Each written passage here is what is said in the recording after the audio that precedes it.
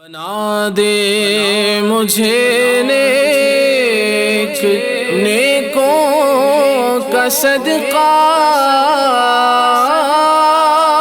گناہوں سے ہر دم بچایا الہی۔ الحمدللہ رب العالمین والصلاة والسلام علی سید المرسلین، اما بعد فاعوذ باللہ من الشیطان الرجیم، بسم اللہ الرحمن الرحیم۔ الصلاة والسلام علیکہ یا رسول اللہ وعلی آلک واصحابک یا حبیب اللہ۔ الصلاة والسلام علیکہ یا نبی اللہ وعلی آلک واصحابک یا نور اللہ۔ ایف جین چینل کے ناظرین، پروگرام لے کر آ گئے ہیں ایک مرتبہ پھر آپ کی خدمت میں۔ پروگرام کا نام ہے بہتر کون؟ جی ہاں، بہت ساری باتیں بیان کی جاتی ہیں، ہر ایک کا اپنا نظریہ ہوتا ہے کہ جناب یہ بہتر ہے وہ بہتر ہے۔ الحمدللہ ہم اس پروگرام کے ذریعے آپ کو بتانے کی کوشش کرتے ہیں کہ آخر قرآن میں اور احادیث مبارکہ میں بہتر کس کو کہا گیا ہے، آخر وہ کون سے اوصاف ہیں کہ جو حضرت انسان کو بہتر بناتے ہیں، کامیاب بناتے ہیں۔ تو بنے رہیے گا ہمارے ساتھ پروگرام میں۔ آج جو حدیث پاک میں ذکر کروں گا جس میں تذکرہ ہوگا کہ بہتر کون ہے، وہ حدیث پاک سنانے سے پہلے معمول کے مطابق درود پاک کی فضیلت سن لیجئے۔ میرے آقا مکی مدنی مصطفیٰ صلی اللہ علیہ وسلم پر درود پاک پڑھنے کے بے شمار فضائل و برکات ہیں۔ جی ہاں، باقاعدگی کے ساتھ کتابیں تحریر کی ہوئی ہے، اور فضائل پڑھ کے تو دل چاہتا ہے کہ درود پاک پڑھتے ہی چلے جائیں۔ آئیے میں ایک فضیلت آپ کو سناتا ہوں۔ میرے آقا مکی مدنی مصطفیٰ صلی اللہ تعالیٰ علیہ وآلہ وسلم نے ارشاد فرمایا، تم مجھ پر درود پاک پڑھو، اللہ پاک تم پر رحمت بھیجے گا۔ جی ہاں، رحمتوں کا نزول اگر چاہتے ہیں تو درود پاک پڑھیے۔ اور ہاں، درود پاک صرف یہی نہیں کہ رحمتوں کی نزول کا سبب ہے، صرف یہی نہیں کہ گناہوں کی معافی کا سبب ہے۔ اگر آپ مشکلات میں گھرے ہوئے ہیں، آپ پریشان ہیں، بیمار ہیں، وہ بولتے ہیں نا زندگی میں کبھی راستے نظر نہیں آ رہے ہوتے ہیں، ایسا لگتا ہے کہ گرے ہوئے ہیں، اگر اٹھنا چاہتے ہیں، راستہ بھول گئے ہیں، بھٹک گئے ہیں، راستے کی تلاش میں ہیں، جی ہاں، ہدایت کے راستے پر چلنا چاہتے ہیں، گامزن رہنا چاہتے ہیں، استقامت کے ساتھ چلتے رہنا چاہتے ہیں، تو درود پاک پڑھنے کا معمول بنا لیجئے۔ آئیے میرے ساتھ شوق و محبت کے ساتھ درود پاک پڑھ لیجئے۔ صلو علی الحبیب صلی اللہ علی محمد صلی اللہ تعالی علیہ وسلم۔ آئیے آج کی حدیث سے ہم جانتے ہیں کہ بہتر کون ہے۔ سرکار نامدار مدینے کے تاجدار صلی اللہ تعالی علیہ وآلہ وسلم کا فرمان عظمت نشان ہے، خیارکم من اطعم الطعام ورد السلام۔ میرے آقا صلی اللہ علیہ وسلم فرماتے ہیں، یعنی تم سب میں بہتر وہ ہے جو کھانا کھلائے اور سلام کا جواب دے۔ تو بیسیکلی دو چیزیں اس حدیث مبارکہ میں ہمیں سننے کا موقع ملا کہ بہتر وہ ہے کہ جو کھانا کھلائے اور سلام کا جواب دے۔ تو پہلا جو پوائنٹ ہے کھانا کھلانے کا، انشاءاللہ اس پر میں تفصیلی گفتگو کروں گا۔ اب بہتر شخص وہ ہے جو کھانا کھلائے، تو ہو سکتا ہے کہ سوال پیدا ہو، کھانا کھلانا کس ہے؟ کیا صرف رشتہ داروں کو کھلانا ہے یا صرف فقراء کو کھلانا ہے؟ اس حدیث سے آخر مراد کیا ہے؟ تو الحمدللہ شارحین حدیث ہمارے رہنما ہیں، ہمارے محسن ہیں، انہوں نے احادیث کریمہ کی جو شرح لکھی ہے وہ ہمارے لیے بہترین حدیث پاک کو سمجھنے کے لیے الحمدللہ یہ ہمارے لیے ایک معاون بن جاتی ہے۔ تو حضرت علامہ عبد الرؤف مناوی رحمۃ اللہ تعالی علیہ اس حدیث پاک کی شرح میں فرماتے ہیں، کھانا کھلانا بھائیوں، پڑوسیوں اور غرباء اور مساکین سب کو شامل ہے۔ بھائیوں کو بھی کھلائیں، پڑوسیوں کو بھی کھلائیں، اور بالخصوص غرباء اور مساکین کو بھی کھلائیں۔ یعنی ایک تو وہ ہے جناب کہ جو ہمارے رشتہ دار ہیں، عموماً ان کی دعوتیں تو ہو ہی رہی ہوتی ہیں، لیکن میں عرض کر رہا ہوں کہ جو فقراء اور مساکین ہوتے ہیں بالخصوص ہمیں ان پر زیادہ توجہ دینا چاہیے کہ جن کے پاس کھانے پینے کے لیے اس طرح کی چیزیں نہیں ہوتی۔ اللہ پاک نے بھی قرآن کریم میں الحمدللہ کھانا کھلانے والوں کی فضیلت کو بیان فرمایا ہے۔ آئیے میں سناتا ہوں، سورۃ الدہر کی آیت نمبر 8 میں جنتیوں کا ایک وصف بیان کیا گیا۔ وصف کیا ہے؟ وَيُطْعِمُونَ الطَّعَامَ عَلَى حُبِّهِ مِسْكِينًا وَيَتِيمًا وَأَسِيرًا۔ رب تبارک و تعالی جنتیوں کا وصف بیان کرتے ہوئے ارشاد فرماتا ہے اور کھانا کھلاتے ہیں اس کی محبت پر مسکین اور یتیم اور اسیر کو۔ اس کی شرح سنیے، صدر الافاضل حضرت علامہ مولانا سید محمد نعیم الدین مراد آبادی رحمۃ اللہ تعالی علیہ اس کے تحت لکھتے ہیں، یعنی ایسی حالت میں جب کہ خود انہی کھانے کی حاجت و خواہش ہو، اور بعض مفسرین نے اس کے یہ معنی لیے ہیں کہ اللہ تعالیٰ کی محبت میں کھلائے۔ سبحان اللہ۔ تو جو چاہتا ہے کہ اللہ تبارک و تعالیٰ اس کو داخل جنت فرما دے، تو اسے چاہیے کہ وہ لوگوں کو کھانا کھلائے۔ جی ہاں، تھوڑا سا دامن وسیع کریں، خیر خواہی کریں، ایثار کا جذبہ اپنے اندر پیدا کریں۔ بلکہ ایک حدیث پاک میں تو میں نے پڑھا کہ جنت واجب کرانے والے اعمال میں یہ بھی شامل ہے کہ لوگوں کو کھانا کھلایا جائے۔ جی ہاں، اللہ تبارک و تعالیٰ جو کھانا کھلاتے ہیں مسلمانوں کو، ان کی مغفرت فرما دیتا ہے۔ یہ احادیث کا میں مضمون اور خلاصہ آپ کی بارگاہ میں پیش کر رہا ہوں۔ بعض لوگ ہوتے ہیں کہ اللہ پاک نے ان کو استطاعت دی ہے، لیکن اس کے باوجود بھی نہیں کھلاتے۔ بولتے ہیں نا کہ وہ کنجوسی کا ایسا پردہ ہوتا ہے کہ وہ کبھی اٹھتا ہی نہیں ہے۔ اچھا، ہمارے یہاں پر بھی کوالٹی ہے نا، کوالٹی بھی ایسی ہے کہ جناب کھلاتے نہیں ہیں، اور بعض اوقات لوگ جو نا وہ کھلانے کی ایکٹنگ کرتے ہیں۔ جیسے میں آپ کو مثال دوں، ہوٹل میں دوستوں کے ساتھ جانا ہے، کئی دوست مجھے سن رہے ہوں گے کہ جو پوری ایک بولا نا گروپ کے ساتھ میں سنڈے اور اس کے علاوہ بھی جو ہے وہ کھانا کھانے کے لیے، ہوٹلنگ کا سلسلہ ہمارے یہاں پر زیادہ چلا ہوا ہے، کھانے کے لیے جاتے ہیں۔ اب بعض ایسے ہوتے ہیں کہ جو آگے سے بڑھ کر پیمنٹ کر دیتے ہیں۔ اچھا، بعض پیمنٹ دینے کی ایکٹنگ کرتے ہیں۔ ایکٹنگ ان کی ایسی ہوں گی کہ ارے میں دیتا ہوں نا، آپ میں دے دوں گا، آپ مت تکلیف اٹھائیے، میں دے دوں گا۔ اچھا، بعض کا ہاتھ بھی جو ہے وہ جیب میں جاتا ہوگا، لیکن وہ بیچارہ ہاتھ باہر نہیں آتا، کیونکہ اس ہاتھ کو دینا ہی نہیں ہے۔ اب پیمنٹ جب کاؤنٹر پر ہو جائے گا، اب اس کا ہاتھ باہر آئے گا کہ ارے آپ نے کیوں دیا، اس بار میری طرف سے ہو جاتا، تو دینے والا اگر ہوتا تو پہلے ہی پہنچ جاتا۔ تو بھائی کھانا کھلائیں، کبھی جو ہے وہ کھا لیں، کبھی کھلا دیں، اس طرح کی جو ہے وہ چیزیں چلتی رہے۔ ہمیشہ کھاتے ہی رہنا اور کھلانا نہیں، اور اس طرح سے تنگ اپنے ہاتھوں کو رکھنا، یہ مناسب نہیں ہے۔ تو بہترین وہ ہے جو لوگوں کو کھانا کھلائیں۔ اب میں آپ کو یہاں پر عرض کروں، چونکہ بزرگان دین الحمدللہ ہمارے آئیڈیل ہیں، ان کا عمل ہمارے لیے رہنمائی کا سبب بنتا ہے۔ بزرگان دین نے بھی جو تاریخ رقم کی ہے کھانا کھلانے کی، کمال ہے۔ ہسٹری میں کئی ایسے واقعات ہیں کہ اگر ہم پڑھیں تو ہمیں اندازہ ہوگا کہ کس قدر ان کے اندر خیر خواہی کوٹ کر بھری ہوئی تھی۔ آئیے میں آپ کو چند واقعہ سناتا ہوں، نہایت ہی توجہ کے ساتھ سنیے گا انشاءاللہ الکریم۔ خیر خواہی کا اور بالخصوص مسلمانوں کو، غرباء کو، مساکین کو کھانا کھلانے کا انشاءاللہ ذہن بنے گا۔ اب آپ کہیں گے کہ آپ کھانا کھلانے ہی کی بات کر رہے ہیں، تو بہترین اشخاص کی فہرست میں بھی تو شامل ہونا ہے نا۔ تو آئیے آپ اچھی نیتوں کے ساتھ سنیے اور اپنا ذہن بھی بناتے جائیے۔ حضرت سیدنا عتبۃ الغلام رحمۃ اللہ تعالی علیہ بہت بڑے اللہ کے ولی گزرے ہیں، اور تاریخ میں ان کا ایک بہت بڑا نام ہے، بہت بڑا ان کا مقام ہے، کئی کرامات ان کی بیان کی جاتی ہے۔ ان کے متعلق لکھا ہے کہ 7 سال تک 7 سال تک گوشت کھانے کی ان کو خواہش رہی، لیکن بس بولتے نا کہ وہ نفس کی مخالفت کرنے کا ان کا ایسا ذہن تھا کہ ہمیں نفس کی نہیں سننی ہے۔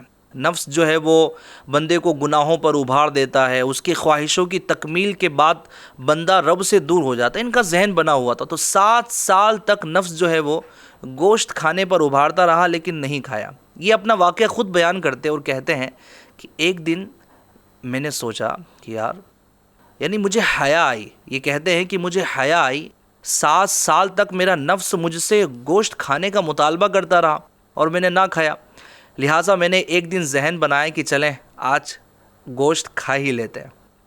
ایک روٹی خریدی اور گوشت کے چند ٹکڑے خریدے اور اس کو بھون کر روٹی پر رکھا۔ کھانے ہی چاہتے تھے کہ ہوا یہ کہ ایک بچہ قریب سے گزرا اور آپ رحمۃ اللہ تعالی علیہ کو دیکھنے لگا۔ آپ نے اس بچے کو قریب بلایا اور کہا کہ کیا تو وہی بچہ ہے جس کا باپ فوت ہو گیا ہے؟ کہنے لگا کہ جی ہاں، میں وہی بچہ ہوں۔ آپ کہتے ہیں کہ میں نے وہ روٹی کا ٹکڑا اور گوشت کے جو ٹکڑے میں نے بھون کر اس روٹی پر رکھے تھے، وہ میں نے اس بچے کو اٹھا کر دے دیے، اور پھر آپ رونے لگے اور یہ آیت مبارکہ آپ نے تلاوت فرمائی، وَيُطْعِمُونَ الطَّعَامَ عَلَى حُبِّهِ مِسْكِينًا وَيَتِيمًا وَأَسِيرًا۔ اور کھانا کھلاتے ہیں اس کی محبت پر مسکین اور یتیم اور قیدی کو۔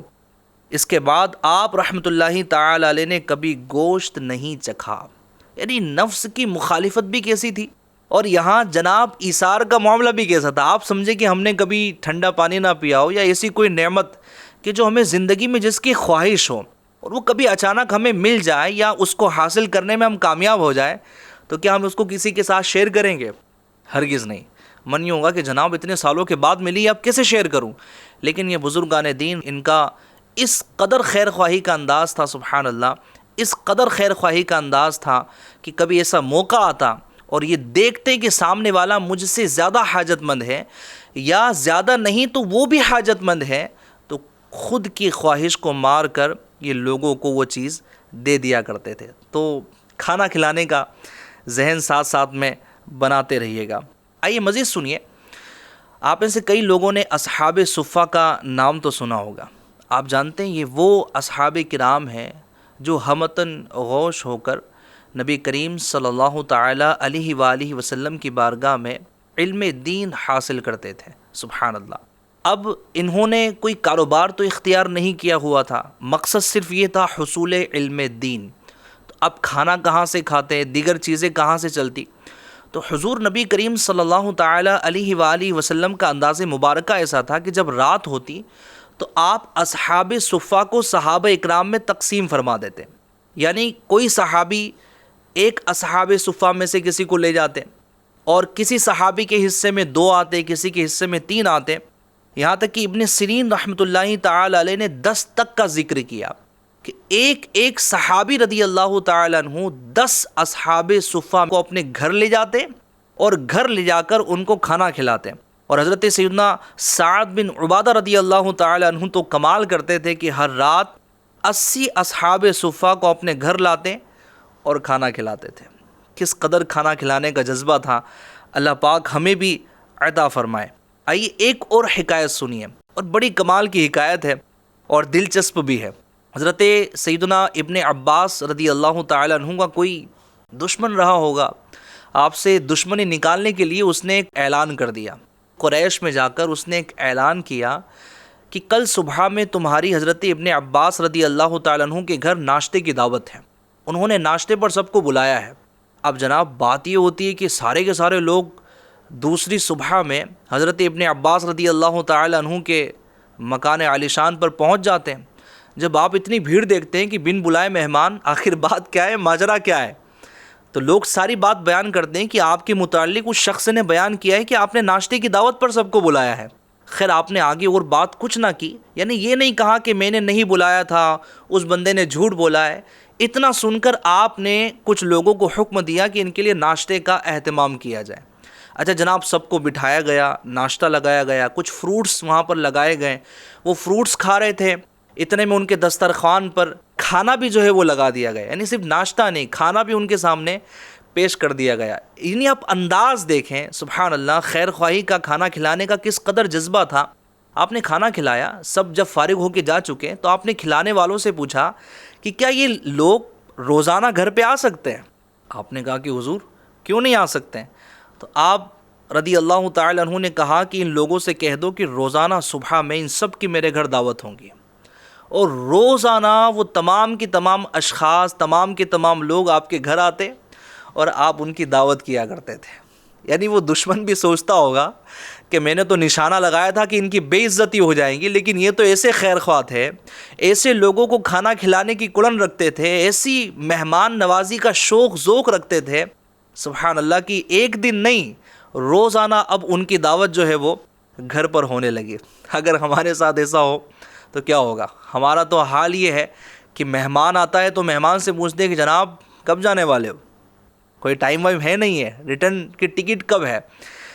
چلیں، بہت سارے آداب ہیں، اب میں یہاں تفصیل سے بیان نہیں کرتا کہ مہمان کے لیے کیا آداب ہیں، میزبان کے لیے کیا آداب ہیں، لیکن میں گزارش کروں گا، یقیناً مہنگائی ہے، بہت ساری چیزیں ہیں، لیکن کھانا کھلانا ایک ایسا عمل ہے، ایسا وصف ہے کہ انشاءاللہ الکریم دنیا اور آخرت میں ہمیں برکتیں اور رحمتیں دلائے گا انشاءاللہ۔ اور یاد رکھیں کہ جو کھلاتا ہے نا وہ خود کبھی بھوکا نہیں رہتا۔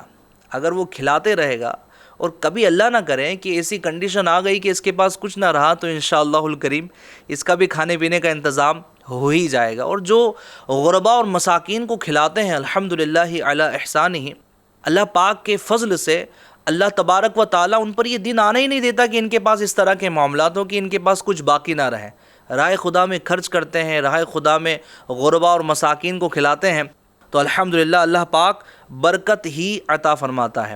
اب جناب میں کھانا کھلانے والوں کا ذکر کر رہا ہوں اور یہاں میرے آقا صلی اللہ علیہ وسلم کے سخی گھرانے کا ذکر نہ کروں، ایسا کیسے ہو سکتا ہے؟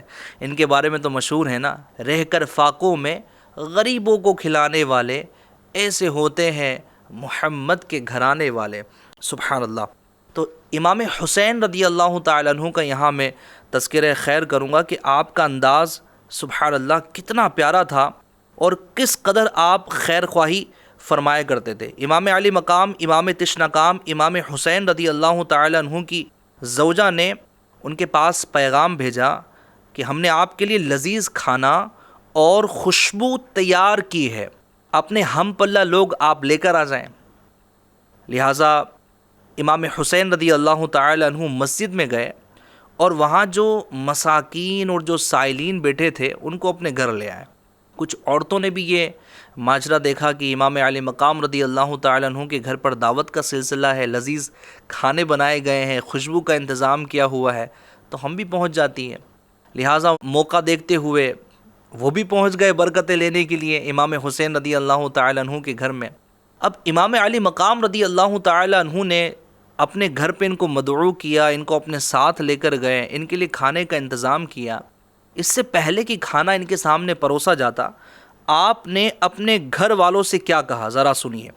آپ کہتے ہیں میں تمہیں اپنے اس حق کی قسم دیتا ہوں جو میرا تم پر ہے، تم کچھ بھی کھانا اور خوشبو بچا کر نہیں رکھو گی، جو کچھ ہے سب کھلا دینا اور کچھ بھی اپنے پاس باقی نہ رکھنا۔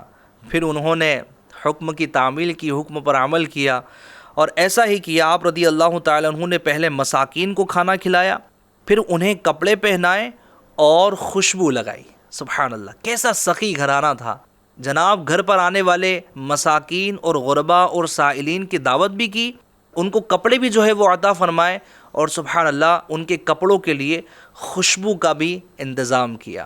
ہمیں بھی کرنا چاہیے، بڑا اچھا کام ہے، چونکہ بہترین ہے وہ شخص جو لوگوں کو کھانا کھلاتا ہے۔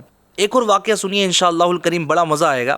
سیدنا ابراہیم جماحی رحمۃ اللہ تعالی علیہ بیان کرتے ہیں کہ ایک اعرابی یعنی دیہات کا رہنے والا سیدنا عباس بن عبد المطلب رضی اللہ تعالیٰ عنہ کے گھر میں داخل ہوا۔ آپ کے گھر کے ایک جانب سیدنا عبداللہ ابن عباس رضی اللہ تعالیٰ عنہ یہ فتویٰ دیا کرتے تھے، ان سے جو بھی سوال کیا جاتا اس کا جواب دیتے، اور دوسری جانب سیدنا عبید اللہ بن عباس یعنی آپ کے بیٹے ہر آنے والے کو کھانا کھلاتے تھے۔ یعنی جو سوال کرنے کے لیے آ رہا ہے وہ والد سے جواب حاصل کر رہا ہے اور ایک طرف بیٹا بیٹھ کر جناب کھانا کھلا رہا ہے۔ یہ دیکھ کر اعرابی نے کہا جو دنیا اور آخرت کی بھلائی چاہتا ہے وہ سیدنا عباس بن عبد المطلب رضی اللہ تعالی عنہما کے گھر ضرور آئے، کیونکہ یہ فتویٰ بھی دیتے ہیں، لوگوں کو فقہ بھی سکھاتے ہیں اور کھانا بھی کھلاتے ہیں۔ ہمارے گھر پر بھی کوئی آئے، ملاقات کرنے کے لیے آئے، تھوڑی دیر کے لیے ہی آئے، تو ہمیں بھی اس کے لیے کچھ نہ کچھ کھانے کا انتظام اور اہتمام کرنا چاہیے۔ اس طرح ہوتا ہی ہے، میرے ساتھ بھی ہوتا ہے، آپ کے ساتھ بھی ہوتا ہوگا، اور بعض لوگ بڑے ماشاء اللہ الکریم بڑے خیرخواہ ہوتے ہیں کہ اپنے گھر میں اس طرح کی چیزیں رکھتے ہیں کہ اچانک سے کوئی آ گیا تو جناب اس کے لیے ناشتہ جو ہے وہ دیا جا سکے، اس کو پیش کیا جا سکے، اس کے لیے کھانے کا جو ہے وہ انتظام کیا جا سکے۔ تو کھانا کھلانے کا ہمارا ذہن ہونا چاہیے۔ بہت سارے فضائل ہیں، میں آپ کے سامنے واقعات بیان کر رہا تھا، اگر احادیث طیبہ مزید اگر ہم سنیں تو بڑی زبردست احادیث کھانا کھلانے پر مروی ہے، جہاں ہم نے یہ سنا الحمدللہ کہ جنتیوں کے اوصاف میں سے یہ وصف بیان کیا گیا کہ اللہ تبارک و تعالیٰ کی محبت میں کھانا کھلاتے ہیں۔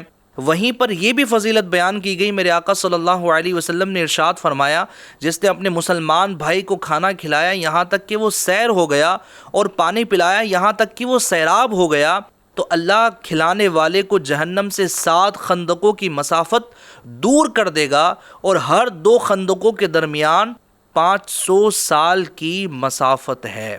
اللہ پاک جنتیوں کے وصف میں کھانا کھلانا بیان فرما رہا ہے، اور یہاں میرے آقا صلی اللہ علیہ وسلم بیان کر رہے ہیں کہ جو کھانا کھلاتا ہے اللہ تبارک و تعالیٰ اتنی دور اس کو جہنم سے فرما دیتا ہے۔ تو جو چاہتا ہے کہ اللہ تبارک و تعالیٰ اس کو داخل جنت فرمائے اور جہنم سے دور کر دے، تو اسے چاہیے کہ وہ کھانا کھلائے، غریبوں کو کھلائے، مسکینوں کو کھلائے۔ ایک اور حدیث پاک سنیے، میرے آقا صلی اللہ علیہ وسلم نے ارشاد فرمایا، اے لوگو سلام کو عام کرو، محتاجوں کو کھانا کھلایا کرو، اور رات کو جب لوگ سو رہے ہوں تو نماز پڑھا کرو، سلامتی کے ساتھ جنت میں داخل ہو جاؤ گے۔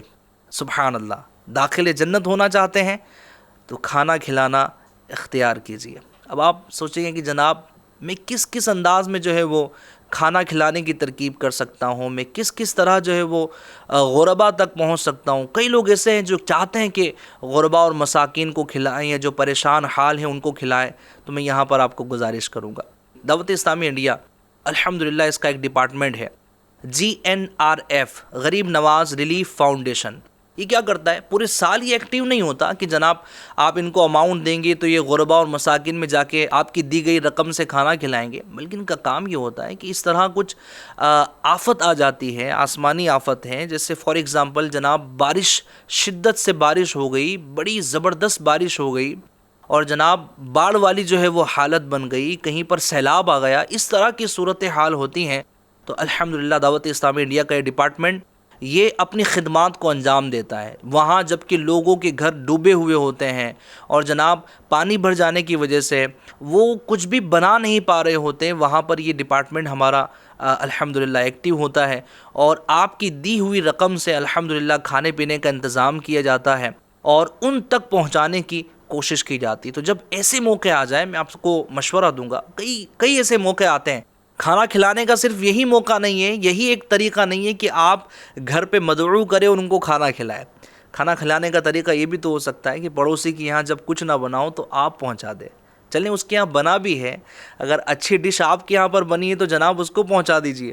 عید کا تہوار ہے اور لوگ عموماً اپنے رشتہ داروں کو بلاتے ہیں، لیکن غریبوں اور مسکینوں کو بھول جاتے ہیں، ان کے گھر تک پہنچا دیجئے۔ بقرعید تو جناب یوں سمجھے کہ دوسرا حصہ تو بقرعید کا کھانا پینا ہی ہو رہا ہوتا ہے، ٹھیک ہے جی، ایک سے ایک ڈش ہمارے یہاں پر تیار کی جاتی ہے، تو کیا ہی بہتر ہو کہ ہم غریبوں تک پہنچائیں، مسکینوں تک پہنچائیں، خیر خواہی کا معاملہ کریں۔ اگر صحابہ اکرام کی سیرت کا ہم مطالعہ کریں، یہ اشخاص اپنے یہاں قربانی کرتے تھے، یہ لوگ اپنے یہاں قربانی کرتے تھے، تو یہ قربانی کا گوشت تقسیم کر دیا کرتے، غربا اور مساکین تک پہنچاتے۔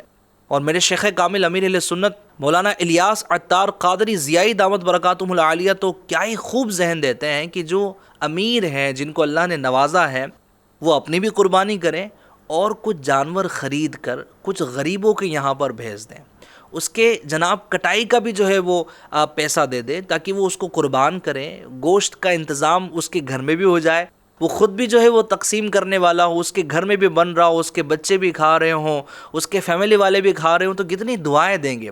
یہ سب کھانا کھلانے والی جو ہے وہ صورتیں ہیں۔ جناب کچھ اچھا بنا ہے تو پڑوسی کے یہاں پر بھیج دیجئے، سفر میں نکلے ہیں تو کچھ کھانا زائد لے لیجئے، اپنے دوست جو ساتھ میں ہیں ان کو آپ کھلا دیجئے۔ اس طرح کی صورتیں بہت ہیں۔ دیکھیں کرنے والے کے پاس بہت سارے راستے نکل جاتے ہیں، نہ کرنے والے کے پاس بہانے بہت سارے نکل جاتے ہیں۔ تو بڑا ہی پیارا وصف میں نے بیان کیا کہ بہترین وہ ہے کہ جو لوگوں کو کھانا کھلانے والا ہو۔ اور ایک اس کا دوسرا جز بھی تھا، آخر میں عرض کر دیتا ہوں، دوسرا اس حدیث پاک کا جز تھا۔ آئیے وہ حدیث پاک ایک مرتبہ پھر سن لیجئے۔ میرے آقا مکی مدنی مصطفیٰ صلی اللہ علیہ وسلم کا فرمان عظمت نشان ہے، خیارکم من اطعم الطعام ورد السلام، تم میں بہترین شخص وہ ہے جو لوگوں کو کھانا کھلائے اور سلام کا جواب دے۔ جی ہاں، جو سلام کا جواب دیتا ہے وہ بھی بہترین لوگوں میں شامل ہے۔ جب کوئی سلام کرتا ہے تو سلام کرنا سنت ہے اور سلام کا جواب دینا واجب ہے۔ اب نیکیاں بھی ہے، وعلیکم السلام کہا تو جناب 10 نیکیاں ہے، ورحمۃ اللہ بھی اگر ایڈ کر دیا تو 20، وبرکاتہ بھی ایڈ کر دیا تو 30 ہو گئی۔ تو مکمل سلام کا جواب جو ہے وہ اس انداز میں اگر دیں گے تو انشاءاللہ زیادہ ہمیں نیکیاں حاصل ہوں گی۔ تو بعض لوگ ہوتے ہیں نا، سلام کا جواب نہیں دیتے، یعنی بعض تو کسی سے اگر دشمنی ہے تو سلام کا جواب نہیں دیں گے یا ان کو مزہ نہیں آتا، اس طرح کی بھی صورتحال ہوتی ہے۔ تکبر میں بھی بعض اوقات جو ہے نا وہ دل پھلا ہوا ہوتا ہے، منہ پھلا ہوا ہوتا ہے کہ جناب میں اس کے سلام کا جواب کیوں دوں؟ یا یہ بھی ہمارے یہاں پر ہوتا ہے کہ ساس سوچتی ہوں گی کہ یار میں بہو کے سلام کا جواب کیوں دوں؟ اس طرح کی سچویشن ہو سکتا ہے گھر میں بنتی ہو کہ میں اس کے سلام کا جواب کیوں دوں، یا اس طرح کی چیزیں ہو جاتی ہوں گی۔ بہرحال تو ہمیں سلام کا جواب دینا چاہیے، اچھے انداز میں دینا چاہیے، بلکہ ہم نے تو اپنے پیر و مرشد امیر اہل سنت دامت برکاتہم العالیہ سے سیکھا ہے کہ جب آپ کو کوئی سلام کہتا ہے تو آپ اس سے بہترین انداز میں اس کو سلام کا جواب ارشاد فرماتے ہیں۔ تو جو سلام کا جواب دینے والا ہے سبحان اللہ، اس کو بھی بڑی بہترین جو ہے وہ نیکیاں دی جاتی ہے۔ آئیے میں آپ کو بتاتا ہوں کہ جو سلام کا جواب دیتا ہے اللہ تبارک و تعالیٰ اس کو کیا برکتیں عطا فرماتا ہے۔ جو سلام میں پہل کرنے والا ہے اس پر اللہ تبارک و تعالیٰ کی 90 رحمتیں نازل ہوتی ہیں، اور جو جواب دینے والا ہے اس پر اللہ تبارک و تعالیٰ 10 رحمتیں نازل فرماتا ہے۔ اگر دیکھا جائے تو جناب یہاں سلام کرنے والا یہ زیادہ خوش نصیب ہے، زیادہ سعادت مند ہے، یہ زیادہ فائدے میں ہے کہ اس پر اللہ تبارک و تعالیٰ کی 90 رحمتوں کا نزول ہو رہا ہے، اور جو جواب دینے والا ہے یہ بھی رحمت سے محروم نہیں ہے، اللہ تبارک و تعالیٰ اس پر 10 رحمتوں کا نزول فرما رہا ہے۔ تو نیت کر لیجئے کہ انشاءاللہ الکریم سلام بھی کریں گے، سلام میں پہل کرنا سنت ہے، سلام بھی کریں گے، اور کوئی سلام کریں تو انشاءاللہ الکریم اس کا جواب بھی احسن اور اچھے انداز میں دیں گے۔ اور ہاں، پہلا جو وصف تھا لوگوں کو کھانا کھلانا، غرباء اور مساکین کو بھی کھلائیں گے، رشتہ داروں کو بھی کھلائیں گے، اور جیسے جیسے ہمیں مواقع ملیں گے انشاءاللہ الکریم ہم اس موقع کو غنیمت جانتے ہوئے ثواب کمانے کے لیے اللہ تبارک و تعالیٰ کی محبت میں کھانا کھلانے کی سعادت حاصل کریں گے۔ ایک مرتبہ آخر میں حدیث پاک پھر سن لیجئے، اور بار بار دہرانے کا مقصد یہی ہے کہ حدیث پاک ہمارے ذہن میں راسخ ہو جائے، اور ہم بھی اس وصف کے ذریعے، اس عمل کے ذریعے بہترین لوگوں میں شامل ہو جائیں۔ حدیث پاک ہے خیارکم من اطعم الطعام ورد السلام، تم میں بہترین شخص وہ ہے جو کھانا کھلائے اور سلام کا جواب دے۔ امید کرتا ہوں کہ آپ کو یہ تمام کی تمام باتیں سن کر بڑا مزہ آیا ہوگا، اور کہیں نہ کہیں ذہن بنا ہوگا کہ انشاءاللہ الکریم میں بھی کھانا کھلاؤں گا اور ایثار کا جذبہ اپنے اندر پیدا کروں گا، اور ثواب کا حقدار ہوں گا، اور انشاءاللہ الکریم بہترین لوگوں میں اپنا شمار کرواؤں گا۔ انشاءاللہ الکریم نیکسٹ ایپیسوڈ میں پھر ہم اسی طرح کی کچھ گفتگو لے کر آپ کی خدمت میں حاضر ہوں گے۔ آخر بہتر کون ہے؟ جب تک کہ اپنا بہت خیال رکھیے گا، اور FGN چینل دیکھتے اور دکھاتے رہیے گا۔ صلو علی الحبیب صلی اللہ علی محمد صلی اللہ علیہ وسلم۔ بنا دے مجھے نیک، نیکوں کا صدقہ، گناہوں سے ہر دم بچایا